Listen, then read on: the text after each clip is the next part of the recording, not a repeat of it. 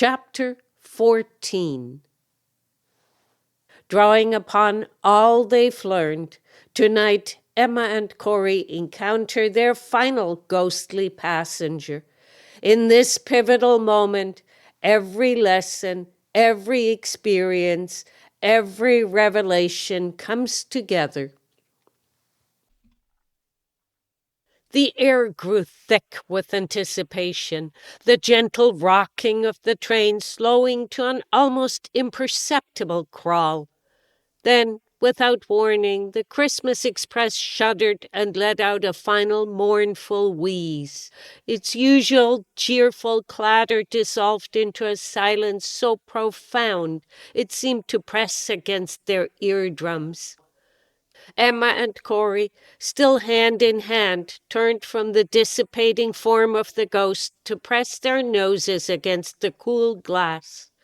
Their breath fogged the panes as they strained to see beyond the impenetrable curtain of darkness that had fallen outside. The once steady glow of the train's lights flickered uncertainly, casting dancing shadows across their faces. Wisps of silvery mist, more tangible than before, curled around the edges of the window. They teased the siblings with half-formed shapes that dissolved as quickly as they appeared, like fragments of forgotten dreams. The air inside the carriage grew colder, carrying with it the faint scent of pine and winter frost. In the eerie stillness, Emma and Cory could hear their own heartbeats, a steady rhythm that seemed to echo the pulsing energy they had felt moments before. They drew closer to one another, a mixture of determination and apprehension reflected in their eyes. Inside the carriage, the lights flickered weakly, casting long shadows that writhed and twisted in the corners of their vision like restless spirits. The siblings dropped into their seats, their limbs heavy as lead, muscles aching from the tension of their encounter with the struggling ghost. Emma's eyelids drooped, while Cory's usually ramrod straight posture had given way to a weary slouch. The plush velvet seats, once as inviting as a warm hug, now felt worn and threadbare beneath their fingertips. Emma traced the faded patterns absently, her mind as hazy as the mist outside. Cory's fingers drummed a quiet, irregular rhythm on the armrest, the only sound in the oppressive stillness. For a long moment neither spoke. The weight of their journey settled over them like a heavy blanket, both comforting and smothering. It was Emma who finally broke the silence, her voice barely louder than a whisper, as if afraid to disturb the fragile quiet. "I hope they will find their peace," she began, turning to face her brother, her eyes searching his familiar features. "Do you ever wonder why us? Why we were chosen for this task?" Cory's brow furrowed, edging deep lines that made him look older than his years. His gaze drifted to the window, where his reflection stared back at him, ghostly pale in the dim light. "I heard Rosewood Hollow has its own magic," he said slowly, each word carefully chosen.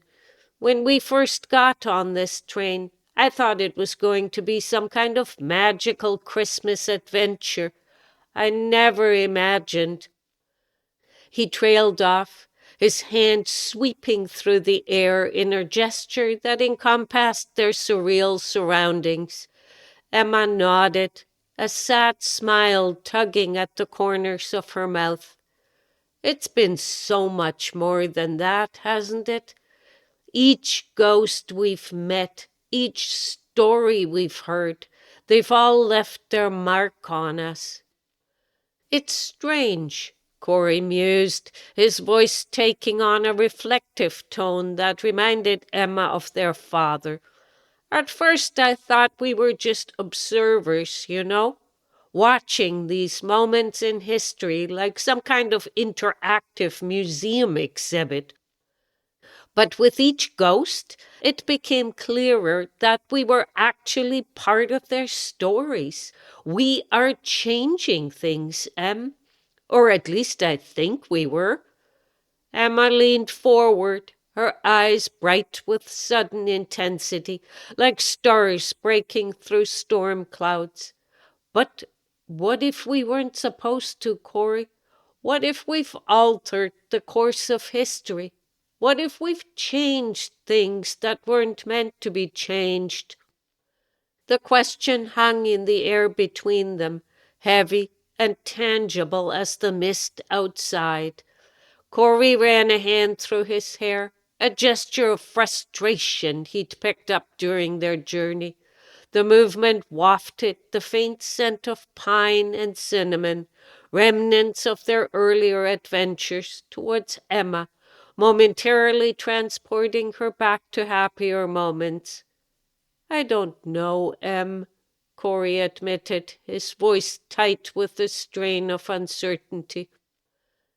"I've been thinking about that, too, about time and history and how it all fits together. All these stories we've witnessed, they're all connected somehow. But I can't figure out how. It's like trying to put together a jigsaw puzzle in the dark with half the pieces missing." "Do you think?" Emma hesitated, her words catching in her throat. "Do you think there's a larger purpose to all this? Something beyond just helping individual ghosts?" Before Cory could respond, a soft glow caught their attention, warm and golden as a candle flame. Pixie, who had been curled up quietly at their feet, was now sitting alert, her fur shimmering with an otherworldly light. Her eyes, usually a warm brown, now shone with a brightness that reminded the siblings of the stars they'd seen through the train's windows, impossibly distant, yet intimately close. Emma and Cory's eyes met, a spark of curiosity igniting in both their gazes. As once they leaned forward, their attention fully captured by their magical companion, whose presence suddenly seemed to fill the entire carriage. They felt her gentle voice inside their minds and hearts once again. Pixie, weaker than before, but still clear like a distant radio signal coming into focus. "The journey itself is the purpose," Pixie whispered, each word resonating with the warmth of a crackling fire. "Each ghost, each moment in time, they are threads in a tapestry far greater than you can see." Emma and Cory looked at one another, a mixture of awe and confusion playing across their features. "What do you mean, Pixie?" Cory asked aloud, leaning down to scratch behind the dog's ears. The familiar gesture grounded him, a touchstone of normalcy in their increasingly surreal adventure. Pixie's tail wagged gently, stirring the air with a scent of warm fur and a hint of magic. Her thoughts continued to flow into their minds, gentle and soothing. "The spirit of Christmas that you carry with you, it transcends time. It is hope in the darkest hour, love in the face of hate, redemption for the lost. Your journey is not just about changing history, but about understanding the threads that connect all of humanity." The siblings sat in awed silence, absorbing Pixie's words. The weight of their meaning seemed to press against them, as tangible as the velvet seats beneath them. Emma was the first to speak, her voice soft with wonder, like a child first discovering the magic of Christmas morning. "So, all these lessons we've learned are not just for the ghosts, but for you as well," Pixie finished, her voice warm with affection. "What have you learned about yourselves? How will you carry these lessons beyond the Christmas Express?" Cory straightened, his posture changing as if a weight had been lifted from his shoulders. A new light of understanding dawned in his eyes, as bright and clear as a winter sunrise. "We've learned about courage," he said slowly, his words gaining strength and conviction with each syllable, "about standing up for what's right, even when it's difficult, like William Anderson, facing his fears on the battlefield." Emma nodded eagerly, her own spark of realization kindling. "And about compassion," she added, her voice warm with emotion, "seeing the world through others' eyes, understanding their struggles, just like we did with Elizabeth Blackwell, feeling her frustration and her determination." "The value of hope," Cory continued, warming to the theme. His words came faster now, tumbling out like water from a spring. "How it can sustain you through the darkest times. John Hawkins taught us that. How even in the depth of the Great Depression, hope could light the way forward." "And the power of small actions," Emma chimed in, her eyes shining. "How one person's kindness can ripple out and change the world. Hannah Mitchell showed us that.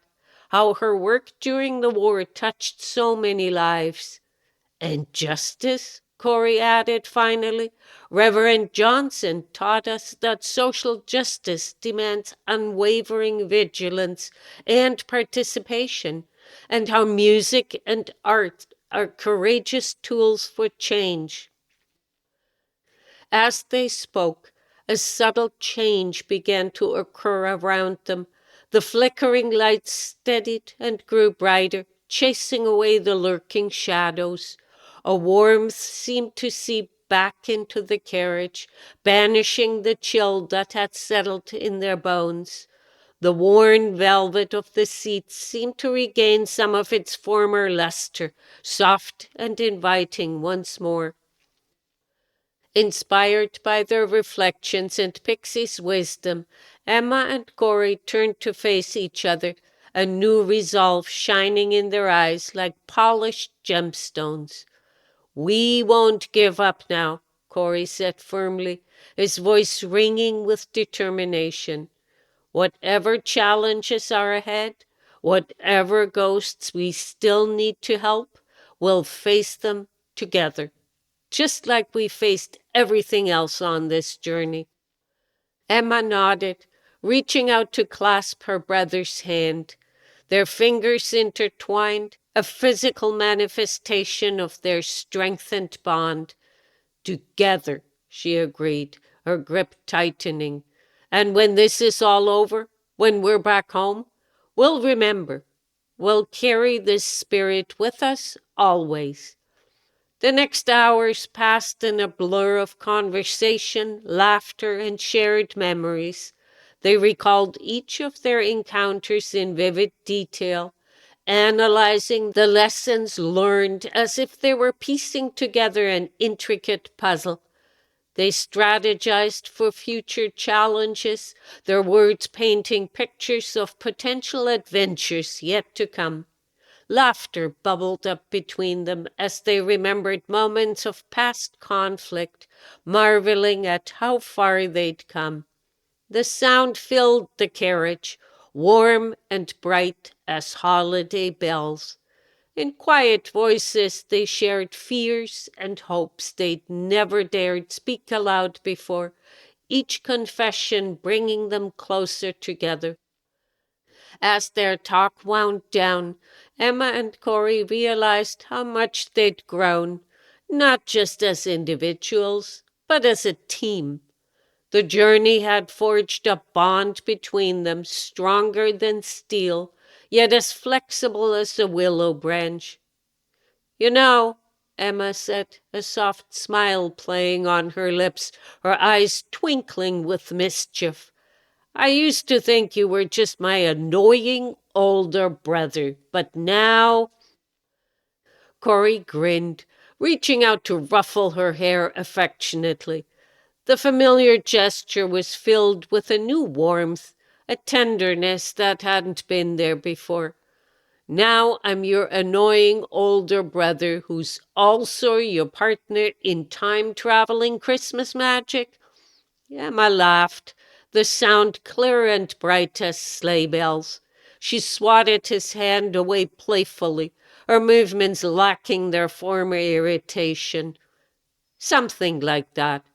I'm glad you're here with me, Cory. I couldn't do this alone." "Me neither, Em," Cory replied, his voice sincere, all traces of teasing gone. "We make a pretty good team." As if in response to their words, the train gave a gentle lurch like a sleeping giant stirring.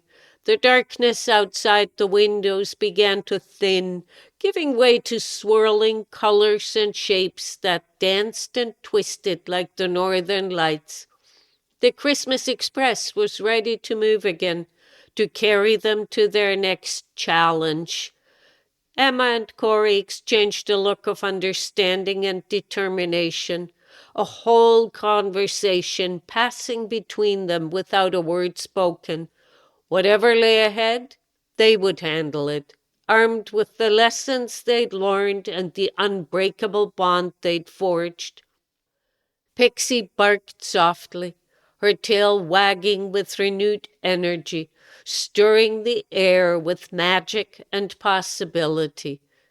"Remember," she said softly, a huge lolling smile on her face, "the magic of Christmas lives in your heart. Let it guide you." The Christmas Express hurtled forward, carrying them towards their next encounter. The siblings shared warmth, a beacon of hope in the swirling mists of time. The pieces fall into place as we approach our story's conclusion. Tomorrow brings the challenge of sharing their magical experience with their community. Check out all of the other books in the Magical Papillon series of cozy mysteries on Amazon now.